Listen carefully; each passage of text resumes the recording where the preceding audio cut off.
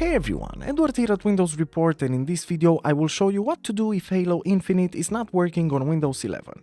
So before we dive into any solutions, just make sure that your PC meets the Halo Infinite system requirements. The most likely cause of Halo Infinite not working is simply the PC requirements, so I will post an image here showing the minimum and the recommended requirements, so take time and check and make sure that you meet them. Otherwise, if you meet the system requirements but Halo Infinite still doesn't work, just make sure to dive into the solutions. So the first solution that you should always take in consideration is to close apps that use your network. To do this, right-click the Windows button, then simply select Task Manager from the list of options. In here, make sure to click on the Processes tab and then select the Network section.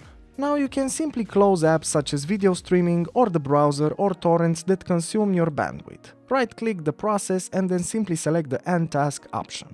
Another useful solution is to disable the delivery optimization feature. To do this, press the Windows button, then simply select the settings icon, and then in here on the left pane make sure to scroll down and select Windows Update, and then on the right side select Advanced Options. In here, just scroll down until you find the delivery optimization section and click it. And now make sure in the section that says allow downloads from other PCs to simply disable the on button. Now you can just check if the problem still persists. Now you can just scroll down a bit more and select advanced options from the list. In here you can also limit how much bandwidth is used for downloading updates. In case if you're playing online, Halo Infinite will not work properly if you don't give it enough speed and enough bandwidth to work with.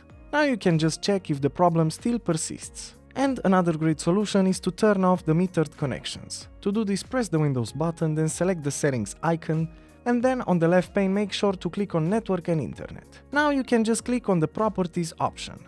In here just find the metered connections and try to disable the toggle for it. In this way you will make sure that the game is not restricted when it comes to internet speed or bandwidth, and then you can just check if the problem still persists.